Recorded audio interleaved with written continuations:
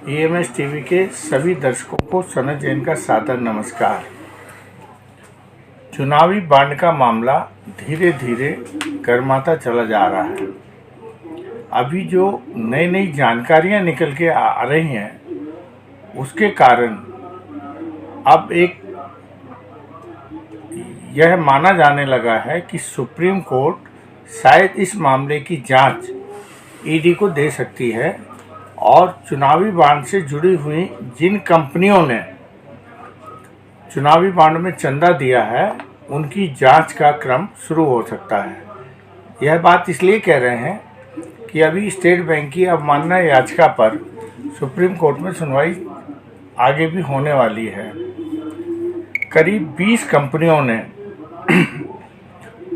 3 साल पहले जिनकी म्याद पूरी नहीं हुई थी, 3 साल पुरानी कंपनियां नहीं थीं, उन्होंने भी कम से कम 102 करोड़ रुपए का चंदा पिछले 3 वर्षों में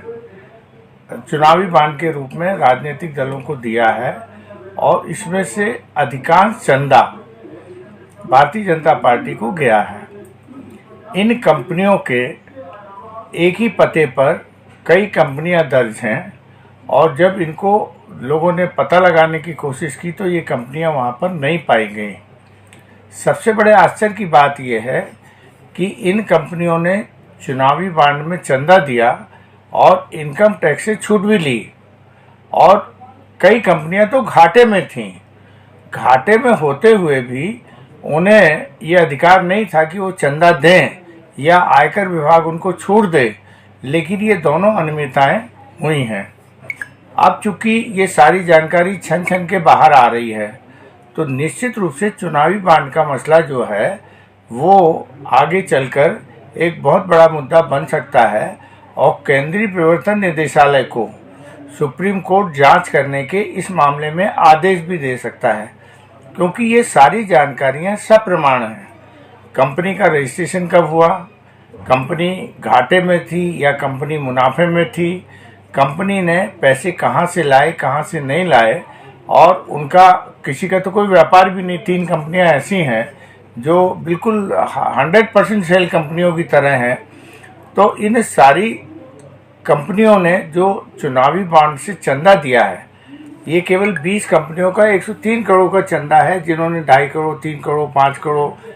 1 करोड़ 50 लाख ऐसे चंदा दिए हैं और उस समय काल में दिए हैं जब कोरोना काल चल रहा था। उस समय सारे काम बंद पड़े थे और इसके बाद भी इन्होंने घाटे में होते हुए यदि कानून की अवहेलना की है कि कानूनन वो चंदा दे नहीं सकते थे, लेकिन फिर भी उन्होंने चंदा दिया। स्टेट बैंक ने भी चंदा देने वाली कंपनियों के बारे में कोई पूछताछ नहीं की और जिन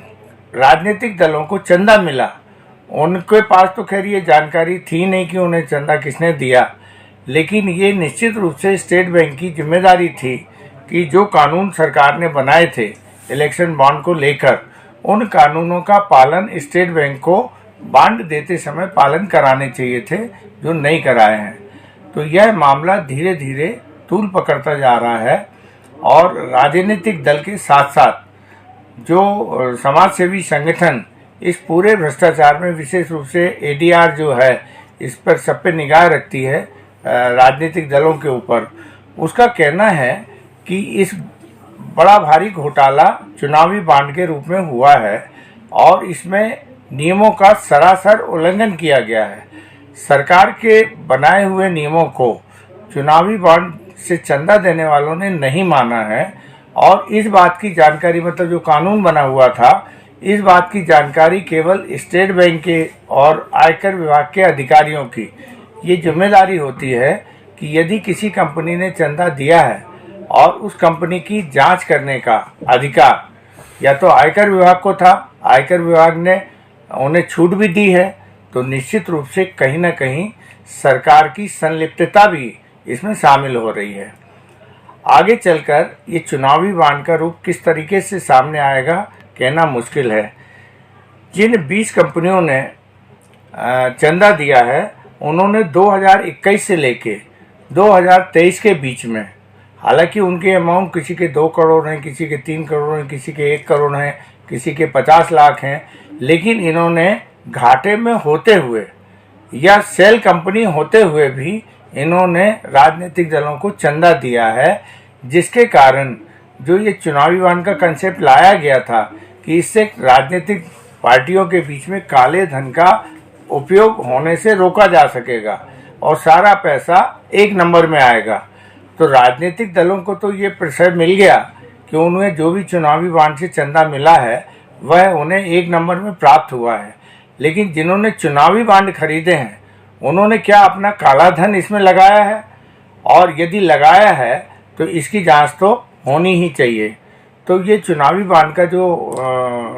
नए नए रूप से सामने आ रहा है, नई नई जानकारियां आ रही हैं कंपनियों द्वारा इसमें बड़े पैमाने पर चंदा देने के लिए जिस तरीके से कानून का उल्लंघन किया गया है, तो इसमें केवल यही माना जा सकता है कि सरकार जहाँ जहाँ थी उन सरकारों ने चुनावी बॉन्ड से चंदा लेने के लिए यदि कोई माध्यम इलेक्शन बॉन्ड को बनाया था तो वो ये मान रही थी कि वो हम आपको काम दे रहे हैं, बदले में आप हमें चंदा दो, और इस तरीके से चुनावी बॉन्ड का इस्तेमाल राजनीतिक दलों ने किया है। और इसका फायदा उन सरकारों को हुआ जो या तो राज्य में शासन में थे या केंद्र की सरकार में जिनका मतलब सरकार चल रही थी। तो अब ये चुनावी बॉन्ड का मुद्दा कहाँ जाएगा, किस रूप में जाएगा, कहना मुश्किल है। और सुप्रीम कोर्ट इसमें क्या रुख अख्तियार करता है इसको देखने की ज़रूरत है। बहुत जल्दी ही इस मामले में ऐसा माना जा रहा है कि सुप्रीम कोर्ट केंद्रीय प्रवर्तन निदेशालय और आयकर विभाग को इसकी जांच करने की जिम्मेदारी सौंप सकता है। और यदि यह जांच हुई तो एक बहुत बड़ा घोटाला चुनावी बॉन्ड के रूप में सामने आएगा। जो बॉन्ड घोटाला हुआ है वो शायद दुनिया का और देश का सबसे बड़ा घोटाला होगा, ऐसा लोग अब कहने लगे हैं। नमस्ते।